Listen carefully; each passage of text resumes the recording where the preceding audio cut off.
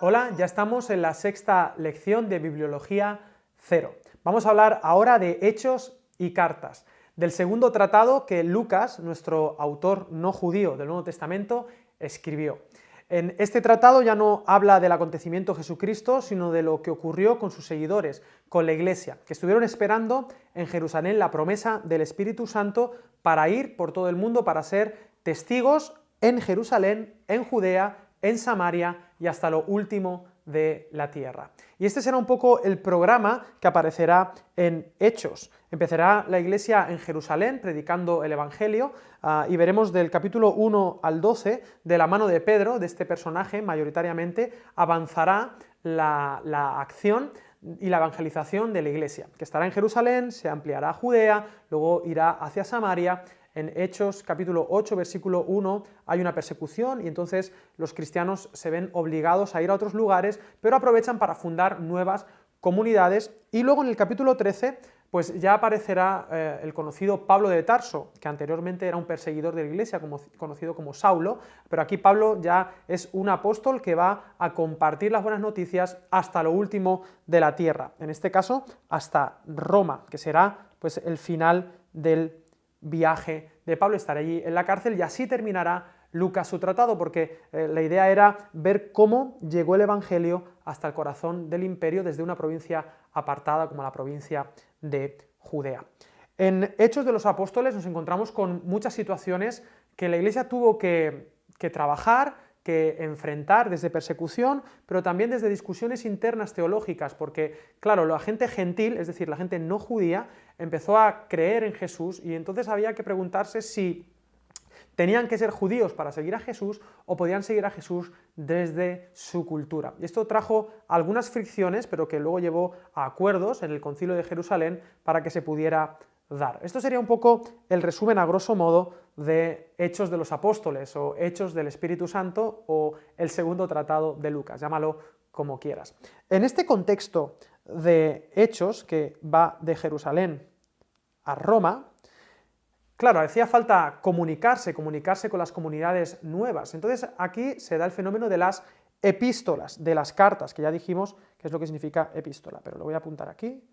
Espérate que lo he hecho muy mal. Vamos a borrarlo. Vamos a escribirlo bien. Epístolas. Epístolas. Las epístolas. Pablo tiene la mayoría de las epístolas en el Nuevo Testamento. Aquí hay algunas epístolas en el canon. No todas, cuidado. Incluso la Escritura habla de cartas que no han llegado hasta nosotros, pero las que están incluidas en el canon nos sirven para ver cuáles eran, las dinámicas, las preguntas que se hacían en las distintas comunidades. No solamente están las cartas que escribió Pablo, también está la carta de Judas, el hermano pequeño de Jesús, otra carta de Santiago, las de Pedro y las de Juan. Y además, dentro de las cartas de Pablo, no solamente están las cartas que escribió a las comunidades, como a la comunidad de Corinto, a la comunidad de Éfeso, a la comunidad de Galacia, sino también hay cartas para personas concretas, como por ejemplo la carta a Filemón o las cartas pastorales, primera y segunda de Timoteo y la carta de Tito. Ahora, todo este mare magnum de epístolas, de cartas y de comunicación, hay que tener mucho cuidado a la hora de interpretarlas. Aquí en el dibujo he puesto un móvil o un celular roto, porque este es uno de los principios más importantes de exégesis a la hora de abordar las cartas, y es el siguiente. Las cartas suelen ser respuestas a preguntas y a problemáticas de una situación concreta de una comunidad.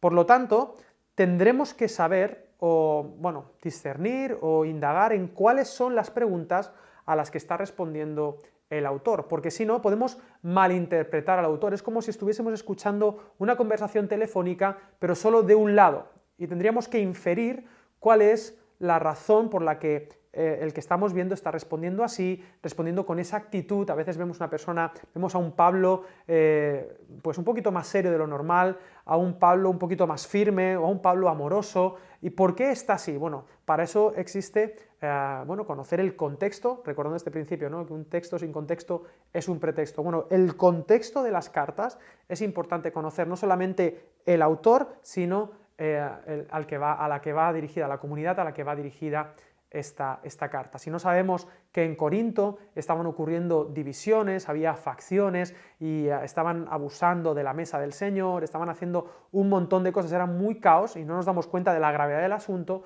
no entenderemos bien por qué Pablo escribió lo que escribió en su primera carta y también en la segunda carta a los Corintios. Así que tengamos muy en cuenta este tema del teléfono, ¿no? Conocer los dos lados de la conversación telefónica. Y luego, otro punto importante acerca de las epístolas, que están dentro del contexto de lo que ocurrió en los Hechos, aunque hay cartas que se escribieron pues, más adelante de lo que Hechos cuenta. Pero bueno, a grosso modo, esta sería un poco la idea. Otra cosa importante es darnos cuenta de que estas cartas se escribieron a comunidades particulares. El autor no estaba pensando en dar principios universales. Hay veces que Pablo hace recomendaciones concretas que no debemos asumir como recomendaciones para todos, son recomendaciones concretas o para una persona o para una comunidad en concreto. Así que tengamos cuidado de sistematizar a Pablo y a sus epístolas. Esta sería más o menos la estructura, la historia de la iglesia